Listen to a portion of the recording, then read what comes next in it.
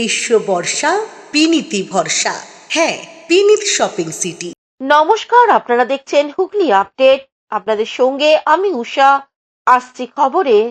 কাঁচরাপাড়ায় বেসরকারি স্কুল থেকে কোটি কোটি টাকা উদ্ধার, তার সঙ্গে উদ্ধার বেআইনি সরঞ্জাম। কাঁচরাপাড়া হানেট স্কুলে, ইংলিশ মিডিয়াম স্কুলে উদ্ধার কোটি কোটি টাকা। বীজপুর থানার পুলিশ টাকাগুলি উদ্ধার করেছে। এছাড়াও এই স্কুলে বিলাসবহুল বেডরুমে হদিশ পাওয়া গেছে, যেখানে বেশ কিছু আপত্তিকর জিনিস পাওয়া গেছে। এর মধ্যে ব্যবহৃত কন্ডম থেকে শুরু করে মদের বোতল রয়েছে। কাঁচরাপাড়া হানেট ইংলিশ মিডিয়াম স্কুলে গতকালে ঘটনার পর আজ স্কুলের প্রিন্সিপাল বিকাশ চন্দ্র পাল, কাঁচরাপাড়া পৌরসভার প্রাক্তন পৌরপ্রধান তথা এই স্কুলেরই পরিচালন কমিটির সভাপতি কমল অধিকারী সহ 4 জনের নামে বীজপুর থানায় অভিযোগ দায়ের করেছে। এটা অ্যাডমিশনের টাকাটা অ্যাকাউন্টেন্ট মানে ভর্তির টাকাগুলো এপ্রিল মাস থেকে স্টুডেন্ট যে ভর্তি হয় সেই টাকাগুলো জমা করেছিল। একটা ওনার উচিত ছিল মানে একদিন বা দুদিন অন্তর ব্যাংকে পাঠানো, উনি ব্যাংকে পাঠায়নি। আর এটা পুরো অ্যাকাউন্ট সেকশনের পার্টে, আর আমি প্রিন্সিপাল হিসেবে শুধুমাত্র আমার একাডেমিক পার্টের আমার দায়িত্ব ছিল, এই পাঠায়নি সে ব্যাপারে আমার কোনো নলেজ ছিল না। আর ওই যেটা বলছে অপ্রীতিকর যে জিনিস পাওয়া গেছে, এটা আমার কল্পনা বাইরে, বেডরুম থেকে মানে স্টুডেন্টের সিক রুম থেকে, এটা আমার নলেজের বাইরে। এটা কিভাবে হলো আমার কোনো এর ব্যাপারে ধারণাই নেই। খারাপ লাগছে তো আমার ভীষণ, কারণ এই অঞ্চলে, এইসব অঞ্চলে আমরা ছেলেবেলা কাটিয়েছি। পাশের স্কুলে আমি পড়তাম, যে কোনো স্কুলে হলেই খারাপ লাগবে, এই সমস্ত স্কুলে হলে আরো খারাপ লাগে। ছোট থেকে যে স্কুলগুলো দেখেছি, যে এত বাজে ব্যাপার। একটা স্কুল তাদের লম্পটের জায়গা, একটা লম্পট কমল অধিকারী এবং প্রাক্তন এমএলএ তার দাদা, এই দুই লম্পট এই স্কুলটাকে তছনছ করে দিয়েছে। পুরো শিক্ষা ব্যবস্থাকেই বীজপুরে তছনছ করে দিয়েছে। কোটি কোটি টাকা স্কুল থেকে উদ্ধার হবে, এত টাকা, এত টাকা হচ্ছে স্কুলে ক্যাশ থাকবে? স্কুলে তো অ্যাডমিশনের টাকা হলে সে টাকা জমা পড়বে, সে টাকা ক্যাশ কেন? দ্বিতীয়ত তারপরে বেডরুম সেখানে, এবং বেডরুম থেকে কি উদ্ধার হয়েছে তো আপনাদের ক্যামেরায় ধরা পড়েছে। মানে আমার ভাষা নেই, মানে এবং আমার খুব খারাপ লাগছে যে একটা স্কুলকে কোন জায়গায় এরা নিয়ে গেছে। যে এই ছাত্রছাত্রী আজকে অভিভাবকদের মনে কি হচ্ছে, বাচ্চাগুলোর মনে কি হচ্ছে, স্কুলটা মাস্টারমশাই, আরে তারা তো এই মাস্টারমশাই বা এই প্রেসিডেন্ট এগুলো চোর আমরা জানছি, কিন্তু স্টুডেন্টদের কাছে তো মাস্টারমশাই বা স্কুলের যিনি প্রেসিডেন্ট তারা মানে তারা ভাবছে যে স্কুলে তাদের তো এত অঙ্ক, এত পার্টি, তৃণমূল, বিজেপি, তারা জানে না বাচ্চাগুলো, কিন্তু তারা দেখছে স্কুলে এই ঘটনা ঘটছে। 2022 সালের সিবিআই রেড হওয়ার পরে তারপর তারা টাকা রাখার জন্য এই জায়গাগুলো, যেগুলো আমরা ভাবতে পারবো না। আমার তো এখন আমি এইভাবে ভাবছি যে আর কি কি জায়গা হতে পারে যেটা আমরা ভাবতেই পারি না, সেগুলো ভাবতে হবে। কারণ ওরা এই জায়গা যখন স্কুল বেচেছে, তাহলে আরো অনেক এরকম জায়গা আছে যেখানে ওরা টাকা রেখেছে। Bureau report, Hooghly update. শালবনির প্রাক্তন বিধায়কের বাড়ি থেকে উদ্ধার সরকারি নথি, ত্রাণের ত্রিপল। এলাকায় চাঞ্চল্য। শ্রীকান্ত মাহাতোর আত্মসহায়ক বরুণ ঘোষের বাড়িতে উদ্ধার গুচ্ছ গুচ্ছ নথি থেকে সরকারি ত্রিপল, তৃণমূলের দলের পতাকা, তৃণমূলের সিম্বল সম্বলিত ছাতা থেকে একাধিক নথি। হঠাৎ করেই বিকাল থেকে খবর ছড়িয়ে পড়ে শালবনির প্রাক্তন বিধায়ক শ্রীকান্ত মাহাতোর আত্মসহায়কের বাড়িতে 4.5 কোটি টাকা লুকিয়ে রাখা হয়েছে। এই খবর পেয়েই উৎসুক জনতার তরফে জানানো হয় পুলিশে। সন্ধ্যা থেকে শুরু হয় খানা তল্লাশি। অতর্কিত তল্লাশি চালিয়ে বিপুল পরিমাণ সরকারি ও দলীয় সামগ্রী উদ্ধার করল পুলিশ। উদ্ধার হওয়া সামগ্রীর তালিকায় রয়েছে প্রচুর সরকারি ত্রিপল, তৃণমূল কংগ্রেসের দলীয় পতাকা এবং দলের প্রতীক চিহ্ন, সিম্বল আঁকা ছাতা।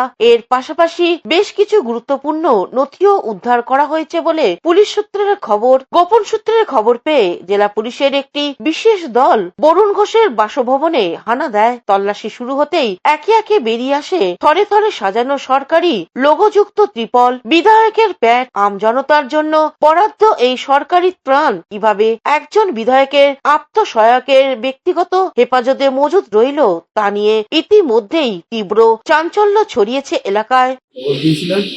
যেটা হচ্ছে আপনার ঘরে কিছু জিনিস রাখা আছে, যেটা অবৈধভাবে রাখা আছে। আপনার যে এখানে এই জিনিসগুলো পাওয়া যাচ্ছে, এগুলো আপনাকে কে দিয়ে গেছে? বন্ধা স্ত্রী মিঠু বৌদি দিয়ে গেছে। কি বলেছে?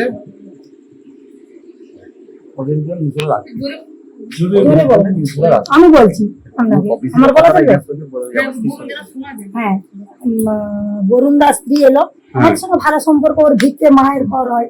হ্যাঁ, দিয়ে বললো আমাদের কিছু আমরা খুলেও দেখিনি, সত্যি আবার মানে পুরো সঠিক কথা বলছি। কৌশিক ঘোষের রিপোর্ট, হুগলি আপডেট। এখন নিয়ে নেব বিজ্ঞাপন বিরতি। বিরতির পর ফিরে আসছি খবরে। Blooming Bud School, where dreams become achievements.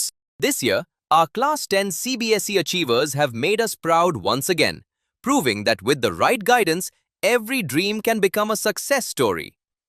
Our 2026 school toppers, the shining stars of Blooming Bud School, whose hard work, dedication, and determination have inspired an entire generation. Now your child can be the next topper. At Blooming Bud School, we don't just prepare students for exams, we prepare them for life. Here's why parents choose us. A.D. Ghosh Memorial Scholarship 2026 for deserving students.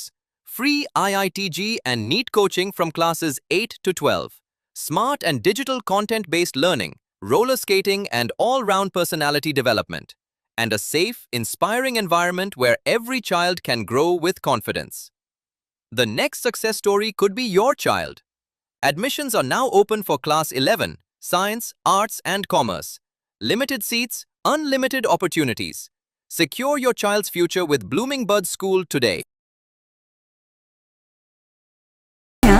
Is a holistic weekend destination for friends, family, and couples and offers magic to soothe your body, mind, and soul.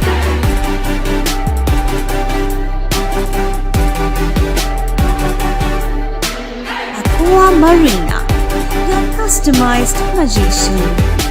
Welcome aboard and see the magic unfold. Amala nursing home. Enjoy a weekend at Vedam, the paradise of peace. A home away from home.